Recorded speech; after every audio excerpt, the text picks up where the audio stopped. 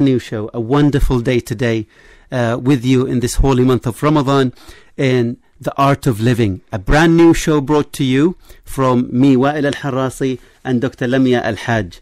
How are you doing, Lamia? I'm very well, thank you. And I wanted to take this opportunity to thank you for inviting me to host with you this program. As you're a pro and I'm just still the new to this, but we'll wait. I'm very happy to be here today. You're just being so humble, and I think that's the beauty of Islam. It's the beauty of the people we want to learn from. It's one of the most important aspects and characters of people with knowledge is being modest and being humble. We have in the studio with us Hatim Al-Abd Salam, a real pro.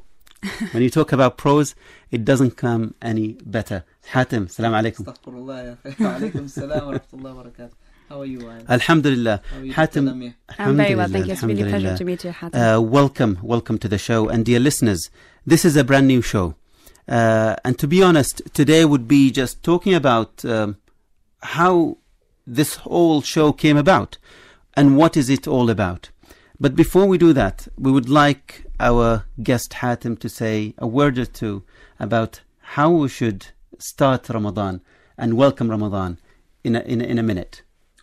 Bismillah ar-Rahman ar-Rahim, alhamdulillah rabbil alameen, wa salatu salam ala Sayyidina Muhammadin wa ala alihi wa sahbihi ajma'een.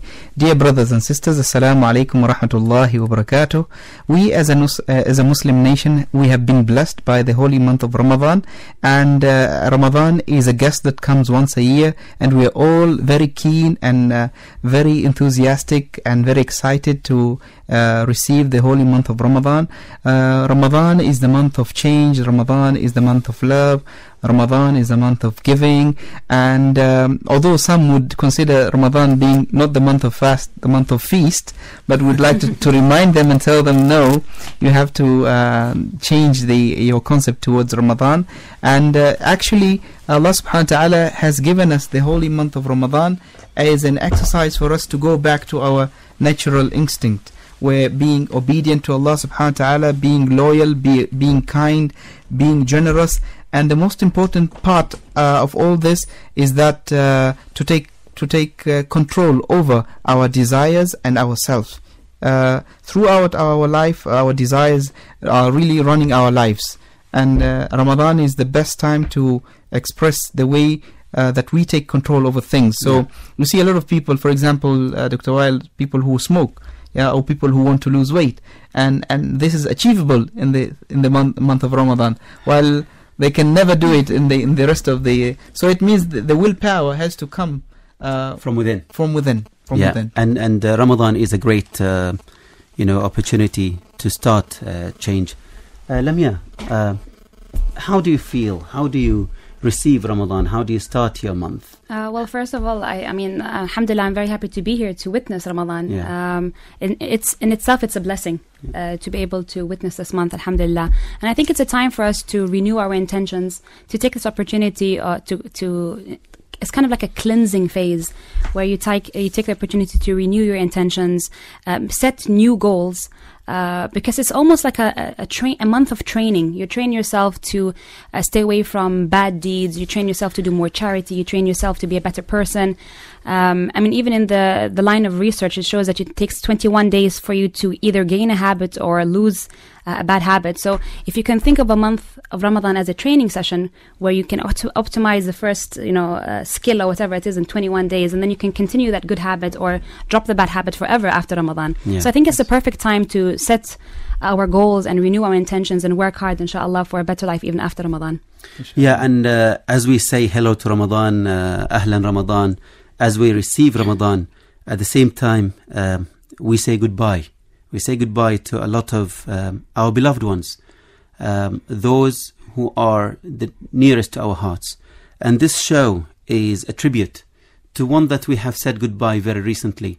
Someone who has touched the hearts of millions of people in a manner that we know no one else have done before. Only the stories that we hear of the Prophet Muhammad sallallahu alaihi wasallam. Yes, we said goodbye to our beloved teacher, brother, father, friend, mentor, Sheikh Khalfan Al-Aysari. And as you, Dr. Lamia, said, it's a month of change and renewing intentions. It wasn't my intention to start a show this year. It wasn't my intention to be in a radio show this year. Yeah, likewise. And I was with Hatim for 3 seasons now with the Modern Family. But things changed, and I said, okay, I would like to do something else. Until 10 days before the departure of the beloved Sheikh Khalfan, when he said, you need to continue. You need to continue, and you need to do something about it. And once I'm up on my feet, we'll do something together. I have an idea and would like to do something together. He was an inspiration to everyone, to the elderly, to the young, to children, men, women, everyone. It's such a great living example of how any human being should be, how a Muslim should be.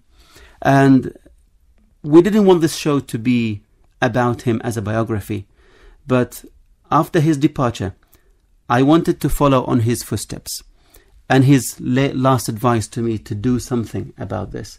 He had the intention until the last minute of his life, and he was planning ahead for good deeds.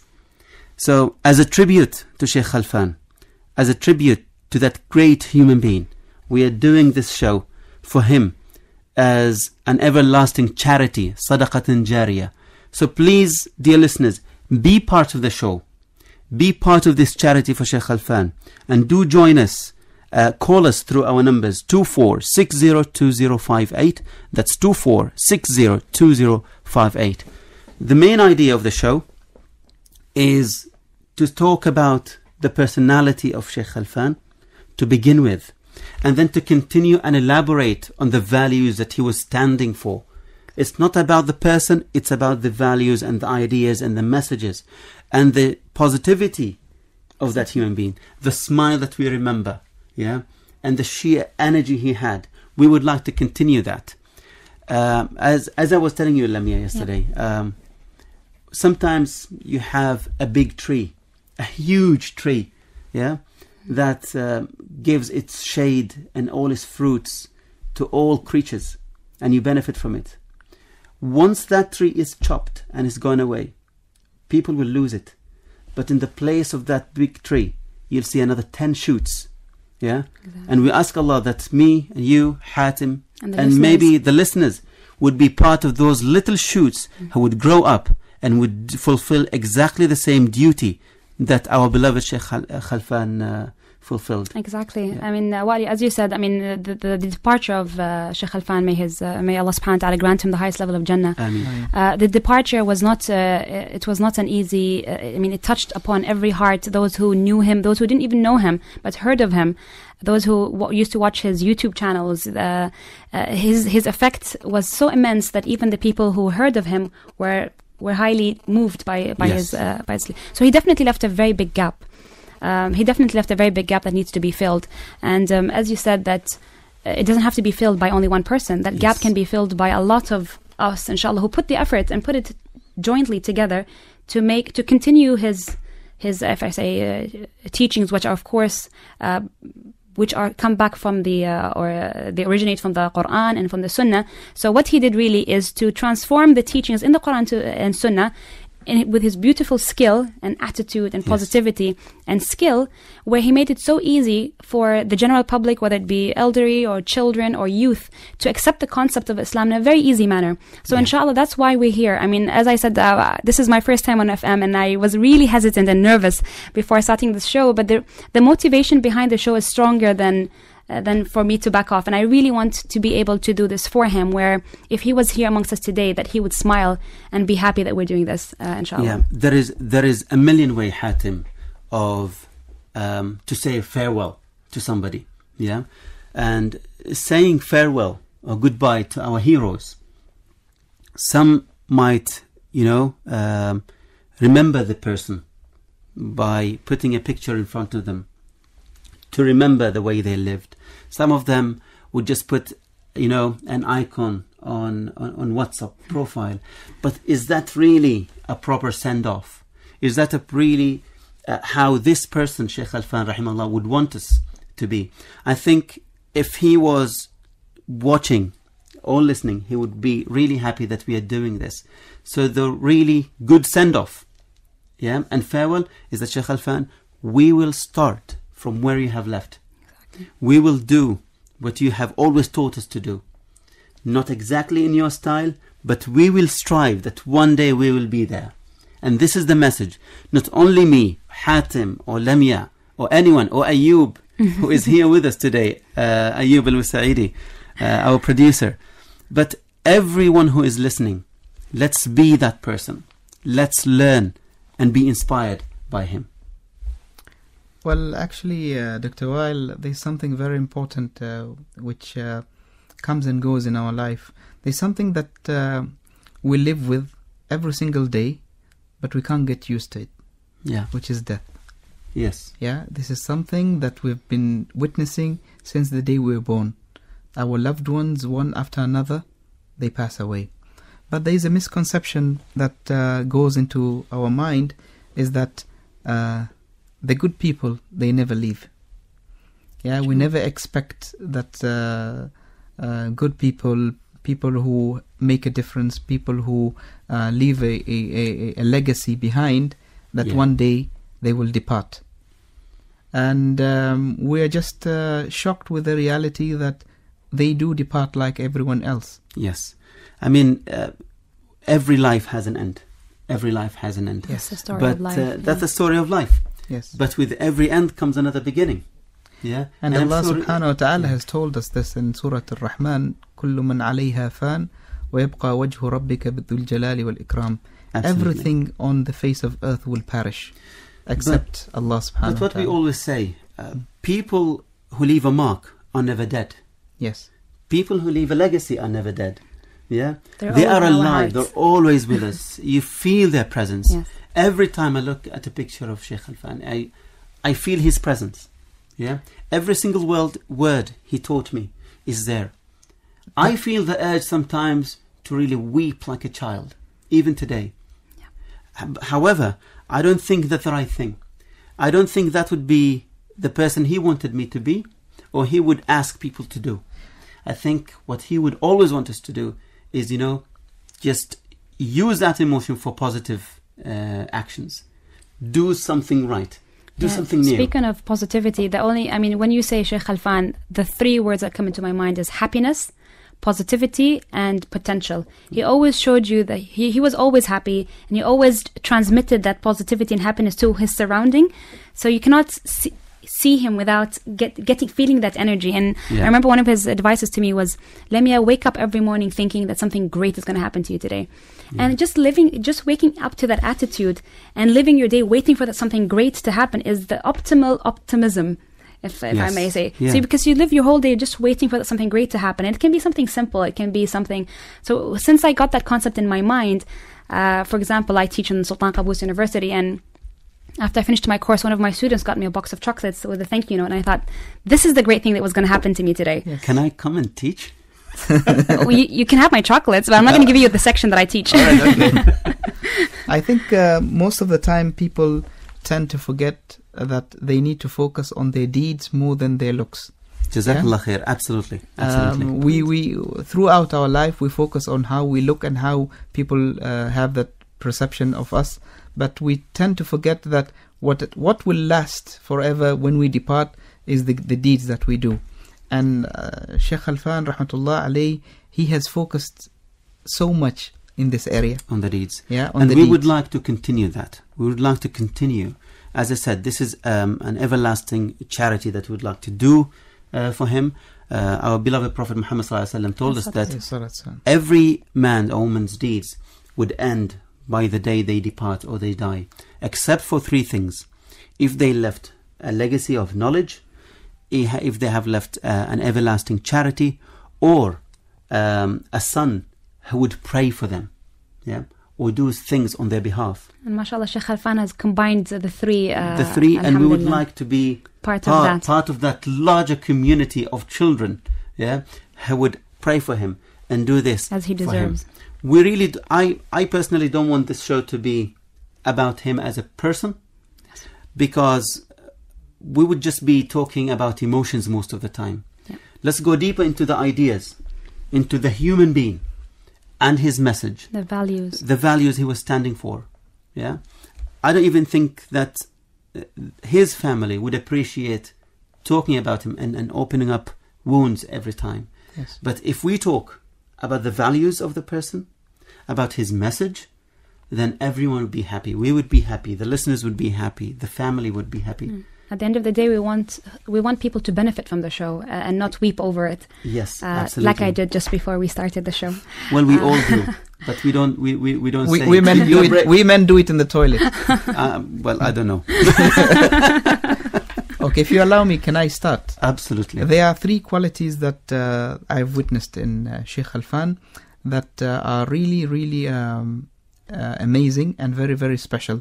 And I think if we all try and walk the footsteps, we will be able to achieve, inshallah, what Sheikh Khalfan has achieved. The first thing is that Sheikh Khalfan lived on values. Yeah, we should never be like cattle. Yeah, we should have values, and your values should be constant. So, for example, if you're a happy, smiley person at work, don't be a grumpy one at home.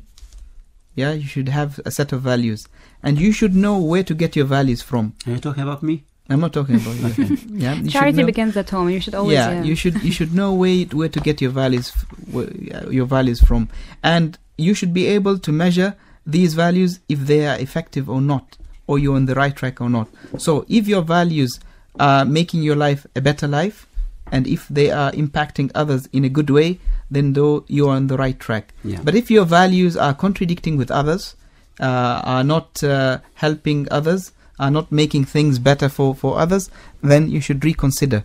And for values, I think we don't have a better source than the Quran. From the Divine Himself, Allah subhanahu wa ta'ala has given us a set of values that if we follow these values, we can never go astray. Yeah. That is number 1. Number 2 is humility.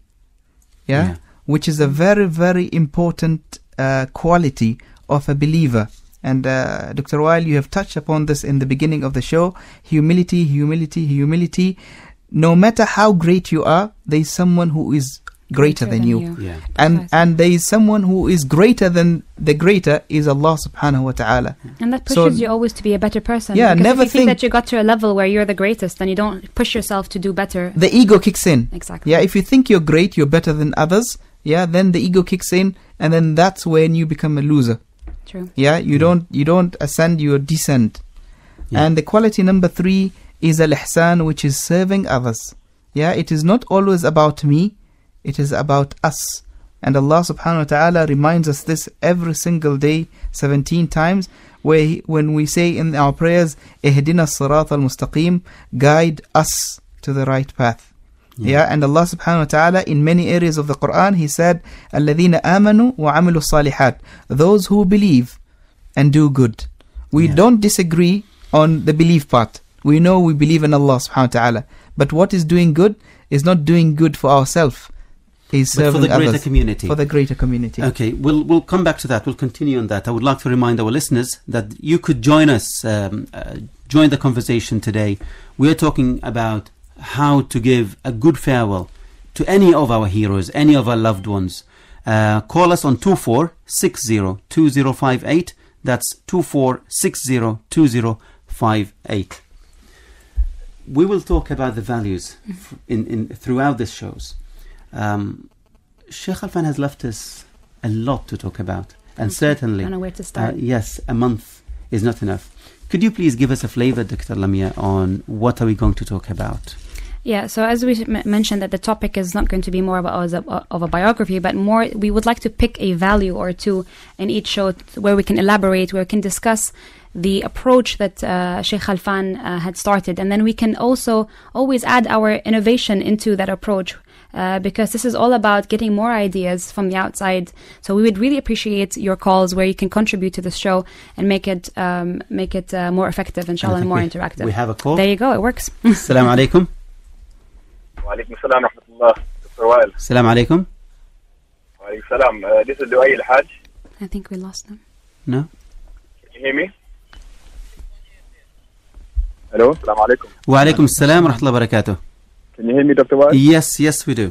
Yes, sorry. I think it moved to the car. The line. No, I think it was just us. Okay, sorry. Yeah. Thanks for this opportunity, Dr. Wael and Dr. Lamia and Sheikh Hatem. It's a great cause, and it's the best thing to do in Ramadan, of course. Jazakallah khair. Thank you very much. Just give a small contribution about Sheikh. He was my partner for 3 years, my business partner. But I knew him for more than 17 years ago when I was in PDO. Yeah. And like the Prophet ﷺ said, "Innama din mu'amala." Yes. It's the way you treat people is a big part of religion. Yeah. Yeah. And a lot of people fail to see that. But Sheikh Alfan, you just have to go to his funeral, his dafn that day, where people were crying, elderly, children, all kind of levels of obedience to Allah. But everybody was crying. Yeah. And the number of people who came, I was only able to hold his grave just once. Yeah. True. Because That's true. everybody was running to the queue to hold his grave and get his blessing. Yeah. Yeah. True. That's true. And it just says how much he touched people's lives and how really people loved him. Yeah. And that is a key message to all of us, that this is the way we need to live our lives. We think of the day when we depart, how many people will walk, and say he was a worthy person to give him a good send-off. He definitely left a legacy behind. He left a legacy, So I think something to learn from that is we need to be with people, as good with people as he was, and as the Prophet Muhammad ﷺ, because of course we all learn from the greatest of teachers, our beloved Prophet Muhammad ﷺ. You're still with us? Well said, Dr. Wael. Yeah. Thank you very much, Luay. Anything else? That's all. I think you summed it up very well. Thank you. Now, you've known him for 17 years. If we would choose a topic to talk about in the show, what would you really would like to know, or like others to know about this person and the values he carried, so we could discuss it in our show? The way I see him, he literally took the values of, and let me give an example, and maybe I can't express very well. Okay. When I first joined PDO, of course, we were all, working hard to get the high position in the company and everything. So it's the first time we were having lunch together. It's the first time I meet him. Yeah. I didn't know who Sheikh Hassan. I just graduated and everything. So he asked me, what's your potential in PDO? I mean, how well are you doing? And I was starting to brag about, this and that, this project I'm working on. Typical It's really good. What about the hereafter? What daraja in heaven you think you're going to get? Yeah. And he just, he put it so nicely. And he said it with a smile. Yeah. An eye-opener sentence. He just made me reflect. He didn't wait for the answer. He just left me to think about it. Yeah. And that's the kind of a wise person he was. Just throw the seed and let it grow. Yeah. Absolutely. Yeah. No, Jazakallah khair. That's a good point. Is how to present Islam or present the values of Islam, and it is indeed one of the odd topics we would like to discuss, because if you look at him initially, you would think that he is a cleric of Islam and nothing else. Yeah. Yes. However, there is a deeper side to him. There are many other sides to him. He was the businessman. Yeah. He was the politician. Yeah. He was the father, the friend, and he was the funny sheikh. Yeah. I mean, he would crack a joke in every single sitting. He would start with a joke with someone that he doesn't know. Yeah. And it's how he breaks the ice. Maybe later on I'll share some jokes that he cracked with me. Absolutely. I was the joke. Thank you, Luay. Thank you very much. But you're right, Dr. Wael. He had a very strong presence, but until today, I really feel that he's going to walk through the doors. Yeah. Because he had a strong presence. He's always been there. And that's why we were saying that some people who leave, but they don't really leave. Yes. The body leaves, but the attitude, the spirit, and the love always stays. Yeah, and that's what keeps us going. And that's what, that's the motivation for us to continue his values and continue to, teach what he actually started. See, a lot of people say, when we talk about the prophets and the companions of the Prophet Muhammad sallallahu alaihi wasallam, people always say that was in the past. Life was different then. We can't do what they did. But Sheikh Al-Fan was a live example of how to live life to the full. He was, in fact, an artist in how to live. And hence the whole concept of the show and the title of the show, The Art of Living. We need to be artists like he was. Yes. Like the Sahaba, the companions of the Prophet Muhammad sallallahu alaihi wasallam. So if he did it in today's world, we can definitely do it. Yes, exactly. Yeah? I mean, he was a live example. I remember once I asked him, I said, what gets me, I mean, this is, I think, is something common with everybody who works, who's, working mom. So I used to say that my major challenge is to stay calm. I get stressed, and you might know this already very well. I get stressed out with lots of, wanting everything to be perfect. And so I used to ask him, I said, you are 10 times, if not 100 times more busy than I am, but I don't see you getting stressed. And that's when I used to go for him for advice and, for his valuable tips. Yeah. And he said it was a matter of training and staying positive. And then he gave me this idea of, waking up every day with, the feeling to be, with the idea of something great is going to happen rather than, oh my God, it's going to be another day, stressful day. I've got all these things I need to do. So when you wake up in the morning with that attitude, with that positive, happy attitude, full of energy, I actually practiced it, and I used to send him messages every day saying, this is what happened today, and it's working, and this is what happened today. And he actually used to have the time to look at my messages, read and reply every single day until he made sure that I got trained. And it really does work. So it's much more easier than we think it is. Yeah. I just wanted to add to what Lu'ay has said when he said he planted a seed and he left. Yeah. I think most of us today, we're rushing to eat the fruits before even the seed being stable in the ground. Yeah. We force people into things. Yeah, we just have to do the same thing. Just plant the seed and walk away. You never know when death will come. Yeah. Do it now, do it yesterday. I would just want to share the story of a young lady who I met in a company a few weeks back, I think. And she came to me and she was crying. And she said that one of my colleagues at work had told me that I'm going to burn in hellfire because of some of my hair. I did not tie my scarf properly. So I looked at this and I said, this is just crazy. They should know that they're doing more damage than... we're playing the role of God, judging people that they're going to hellfire or whatever they're going.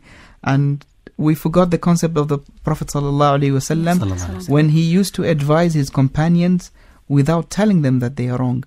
He would tell them indirectly, it is better if you did this, it is better if you did that. Yeah. And showing the reward. And showing if the you reward. do this is what's going to happen. So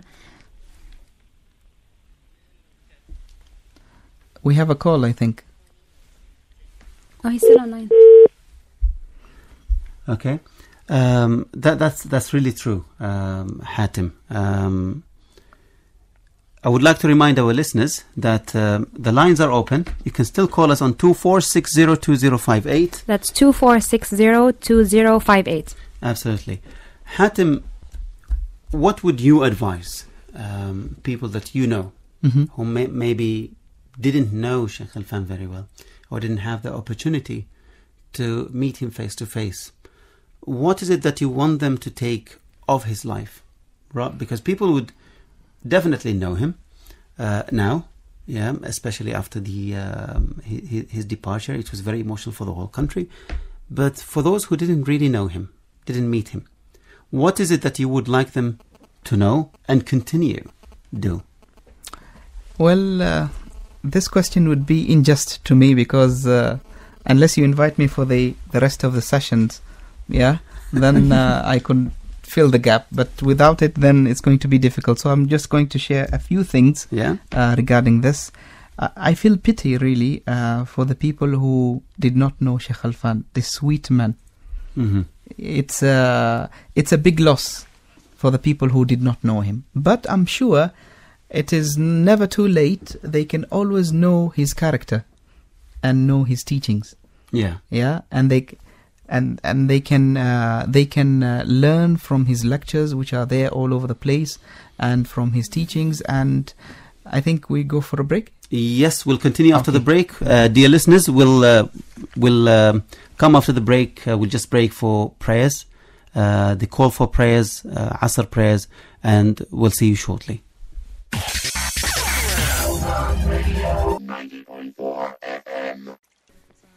All right, dear listeners, welcome back, and we would like to remind you of our number. Please do call us. We would like to hear from you. Our number is 24602058. So that's 24602058. So back to you, Hatim. We were talking about what would you say to the people who haven't got the chance to meet Al-Marhum Sheikh Khalfan?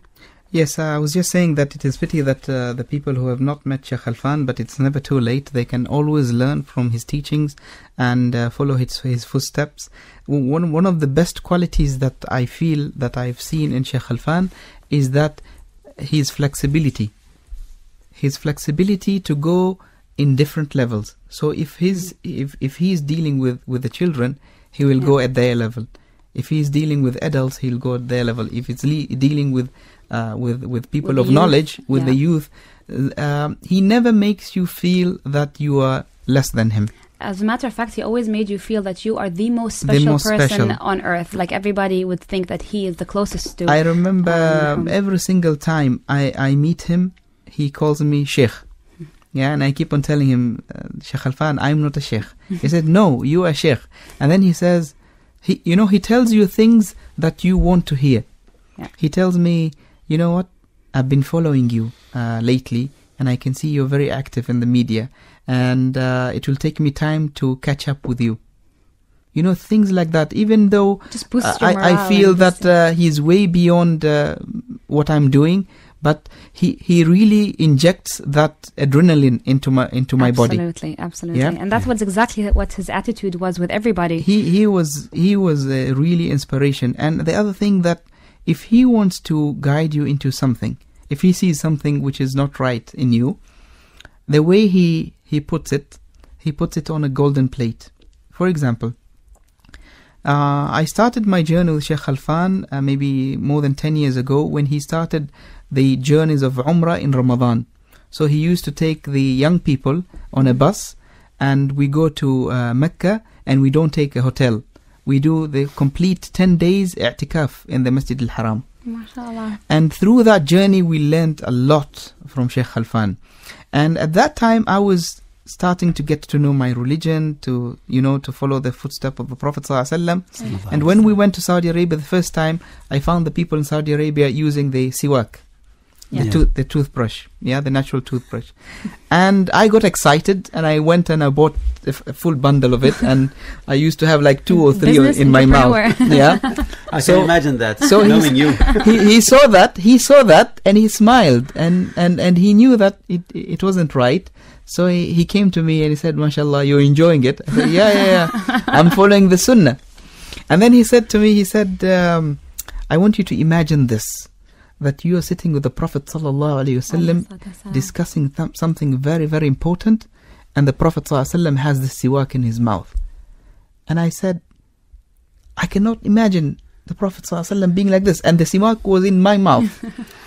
And then he said, but you're following the Sunnah, so how can't you expect the Prophet doing this while you're doing it? So I got the message. Yeah. But he never told me that don't do it. Yeah, don't do it. It's wrong.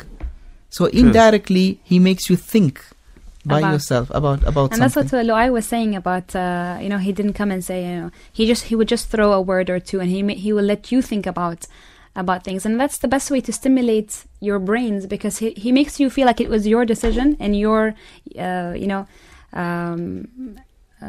what can I say? Like it didn't come from him, but it actually came from you. Yeah, you wanted to make the change. Because he was teaching 2 things at once. In your first show, Hatim, you talked about following by conviction. Yes. Yeah, or following blindly, or believing by conviction, or following. Yeah. What Sheikh Khalfan was teaching is, one, the actual deed that you are doing is not correct. Secondly, he wanted you to do it with conviction. Yes. So by teaching you how to think rather than how to follow an order, or how to follow an instruction. No, it was not an instruction. It was a piece of information that you need to think about. Precisely. That's it. Yeah. So it's a way that we should learn and maybe we should do in the show as well, is rather than telling people how to live their lives, is show them the way how the art of living should be. And this brings me to the next topic. I was going to get back to you, Dr. Wa'il. Sheikh Khalfan, rahmatullah alayhi, used to always speak about 5 pillars of serenity. And that's the knowledge, work, worship, fun, and sleep. I'm sure a lot of people already heard about these 5 pillars. And of those who are not, who didn't, then maybe, Dr. Wa'il, you can elaborate a little bit on some points. We can open some discussion. And for the people outside, if you would like to contribute, please do call us. Again, I'll remind you of the number. That's 24602058, 24602058. Please do call. We look forward to hearing from you. We'd like to make this session an interactive one. I'm sure a lot of you out there have met or heard of Sheikh Khalfan and would like to contribute one way or another to this show to make it more successful. So we do look forward to hearing from you. Before you continue, I would like to follow the footsteps of Sheikh Khalfan, that he likes things in 3 pairs. Yeah, everything in 3, true. Which makes it easy to remember. 3 or 5. So I've mentioned 2. Yeah. So I have one more go. Okay. Go ahead. I'll give you 2 minutes. If you allow me, I've mentioned flexibility, and I've mentioned the way to deliver the message in a diplomatic way. Yes. Not to offend someone. And the third thing, the third quality that I wanted to mention is humor. I don't know why nowadays we forget that the easiest path to someone's heart is through humor. Smile. Yeah? Food? Not food. For people like you, food.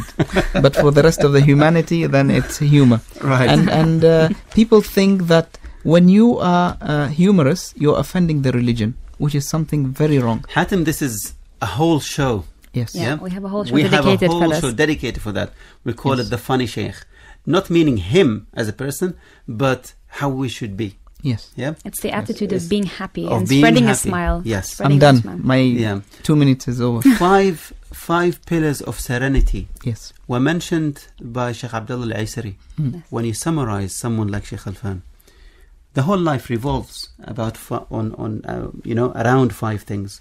1 is knowledge, seeking knowledge, how to seek knowledge. What type of knowledge to seek, where to seek it from, and some of the shows will be on knowledge and seeking knowledge. Secondly is we have work, attitude at work, how to be a good citizen, how to be a good entrepreneur, how to be loyal, how to deal with stress at work. So a lot of things related to work, and he did it brilliantly. Exactly. As an artist, you always can't stop looking. As an artist, it makes you enjoy work, which is amazing. Absolutely. So we said 1 is knowledge, secondly is work, third is worship. He was a busy businessman, and for the past 10 years or so, he was always around the globe, traveling here and there.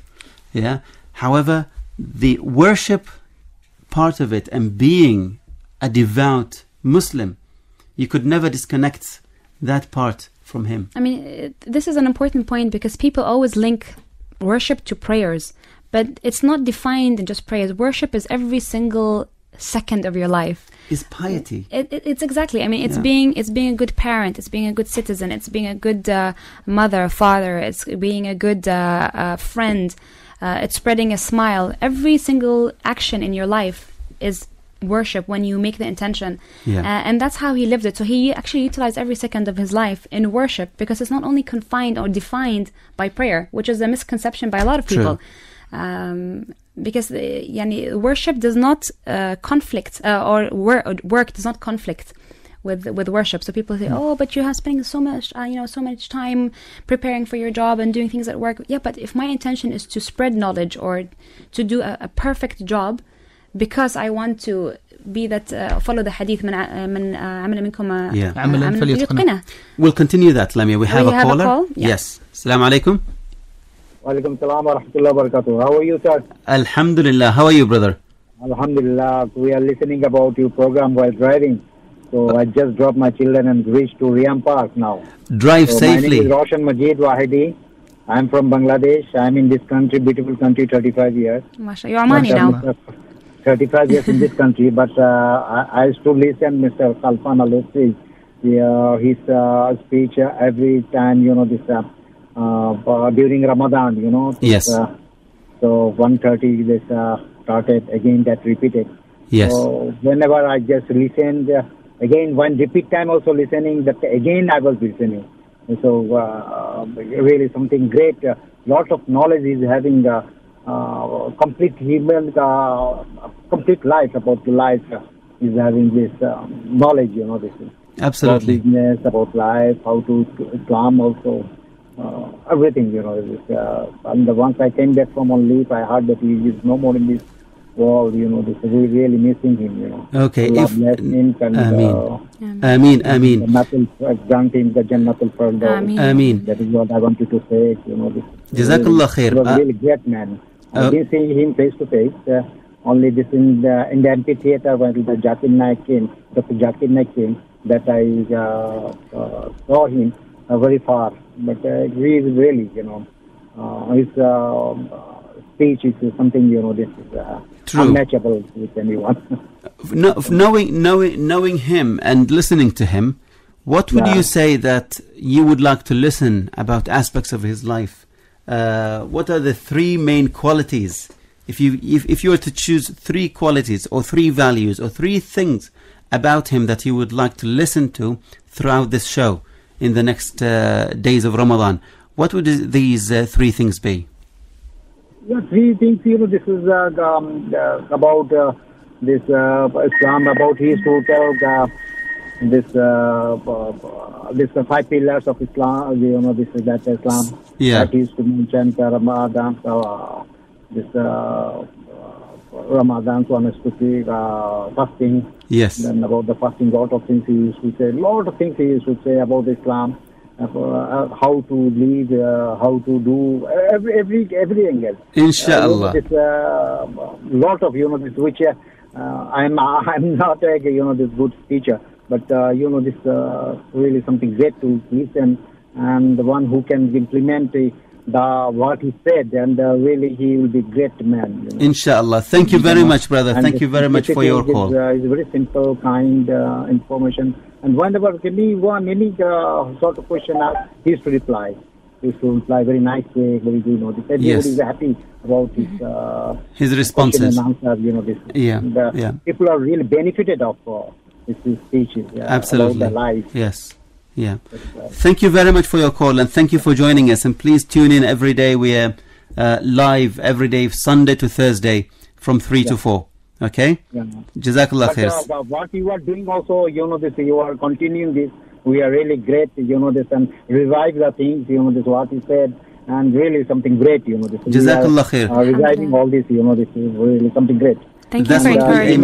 This brain is very limited, this is, we are very forgetful-minded. True. Keep on reminding for our generation, it is good, our children and all, Inshallah. Human beings. Yeah. Shukran, Jazakallah khair. All of you are doing. Allah bless all of you. Ameen. Ramadan Kareem. Ramadan Kareem to you too. Yeah.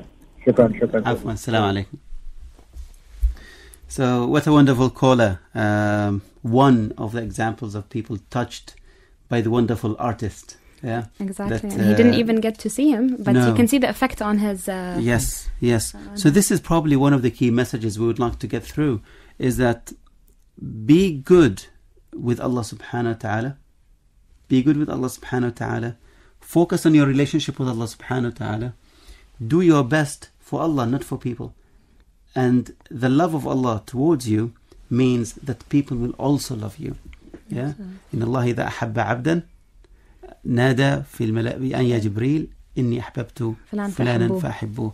Allah subhanahu wa ta'ala, if he loves someone, he will ask the angel Jibreel that I have loved so and so, tell the people that I also love him.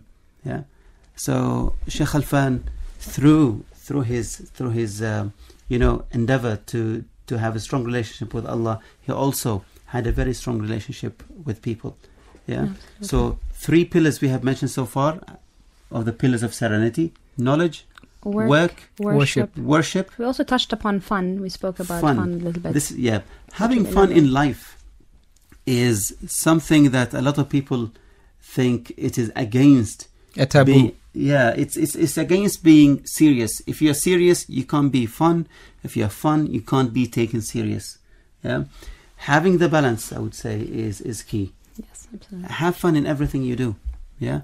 In fact, just by saying have fun, you already mentioned his name. Yeah, he used to like to introduce himself like that. It's difficult to mention my name Khalfan, so just I like to think of it as have fun, which actually fits very well with Marhum's personality. Yes. And finally, sleep. Yeah. When we talk about sleep, it's a main character of him. Yeah. You wouldn't think that sleep would be mentioned with an active person. But that activity only comes because good management of sleep as well. Yeah, you need to think of mind, body and soul. Yes. To be a productive We didn't and say effective person. good amount of sleep. I said good management of sleep, because I don't believe that the number of hours of sleep that a person like him would get is what doctors or philosophers or whatever people recommend, the 8 hours. 8 hours of sleep means that a quarter, or a third of your life. A third of your life, you're asleep. That's if you live how long?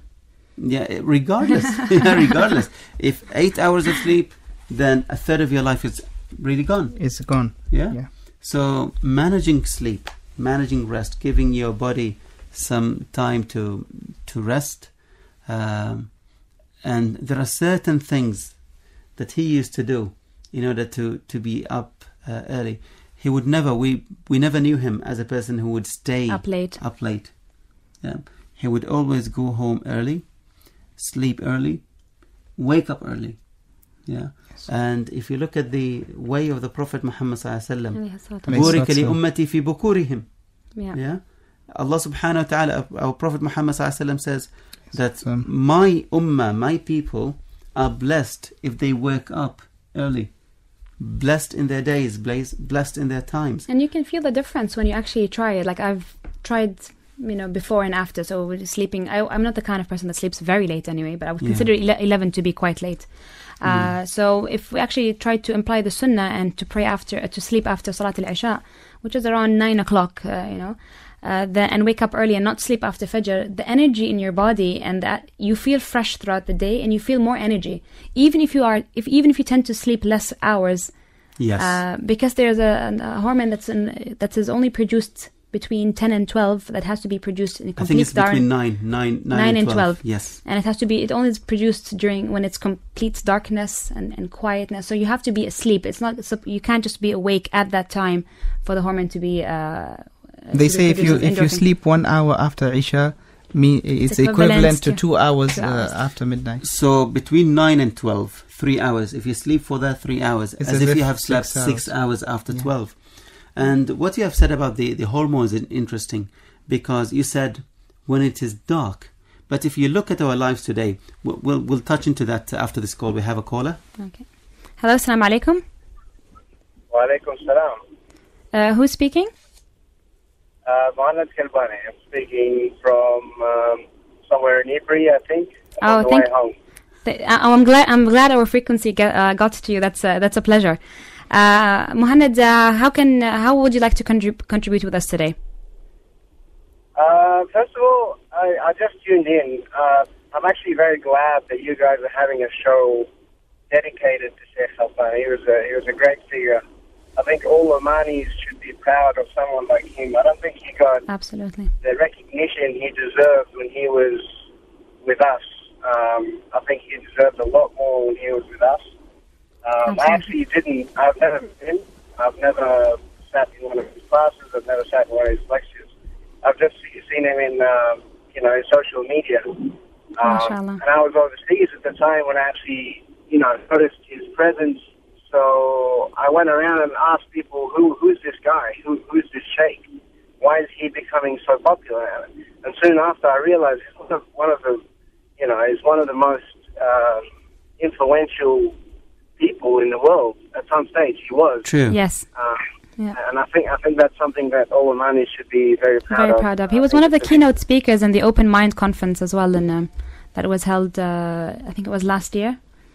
And he delivered he was the keynote speaker in the Open Mind conference, which hosted international, very well-renowned speakers all over the world, and he delivered one of the best speeches in that conference.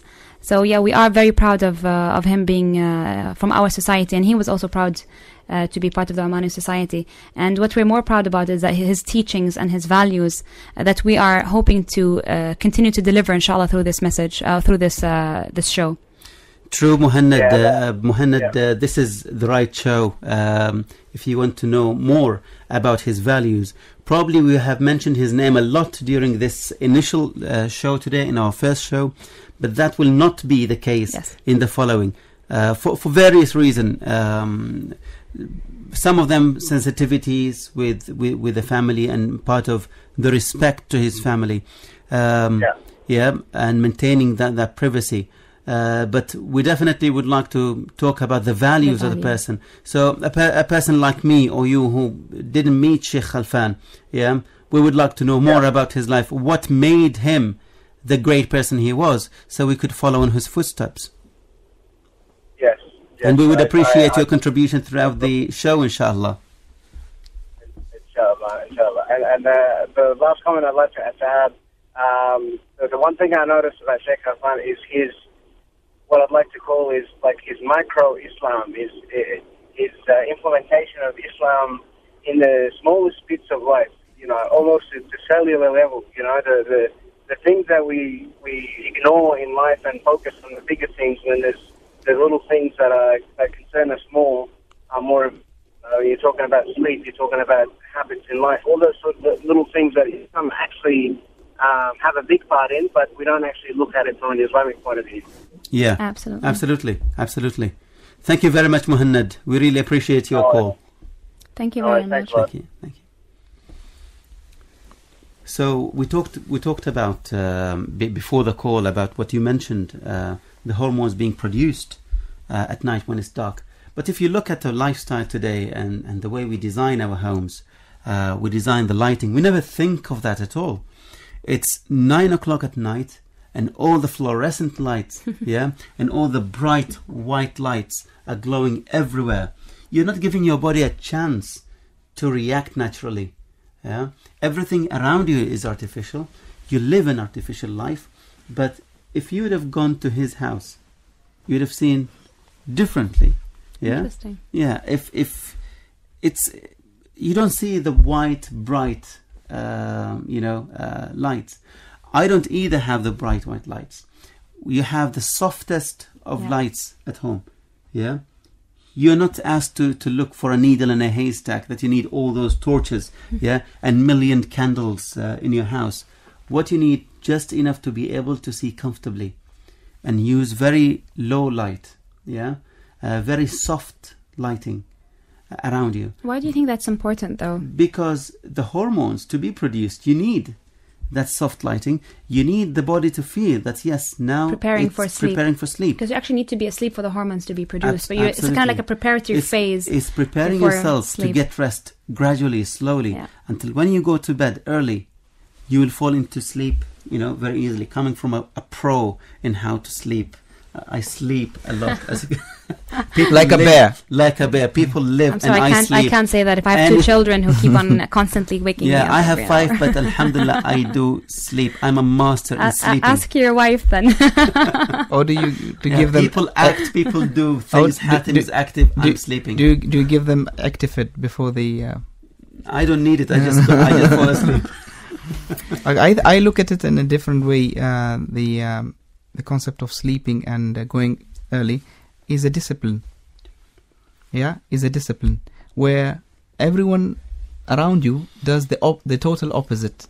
And people might even, especially in our community, they would say that I would go to someone's house and nobody opens the door after 9. That's our house. So that actually is not the problem of the household. It's a problem of the person who is visiting after 9. Yes. But the whole community, the misconception is that no, the time you start visiting people, is after 9. But hopefully, Is at we're going to address this in one of the. I think we have one of the topics. Correct me if I'm wrong, Dr. Wild. We do have one of the sessions where we're going to talk about this sleep and importance of sleep. I think, if I'm not wrong.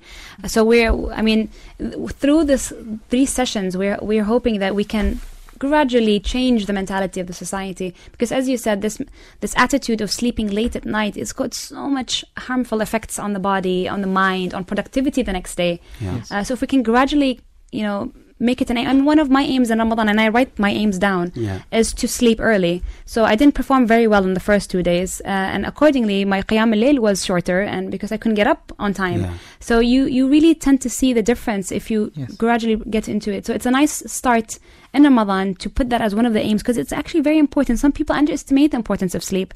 But if you sleep at the right time, for the right time, then you can see the effect on your body, mind and soul the next day. Let us call it sleeping smart. Okay. Because it is sleeping smart. You sleep less, but you get the benefit out of it. Inshallah, I can see that show would be a very popular one. And we are towards the end of the show. Thank you very much, Hatim, for being with us. Thank you, Lamia. I know it was difficult for you at the beginning to start, but now you are acting like a pro, and you are a pro. And tomorrow we have a show, and the title of tomorrow's show would be Children Outside the Box. So it's Children Outside the Box. Sheikh Alfan used to teach us how to deal with children, and tomorrow we would focus on the messages around raising children, especially during the summer. At the end of the show, I would like to pray to Allah subhanahu wa ta'ala to have mercy on Sheikh Alfan's soul and give him paradise, peace and blessings in paradise. And may we meet with Sheikh Alfan and the companions of the Prophet and the Prophet Muhammad sallallahu alaihi wasallam in paradise, Jannat al-Firdaus. Ameen. From me, Wa'il al-Harrasi. And me, Dr. Lamia al-Hajj. Assalamu alaikum. Thanks.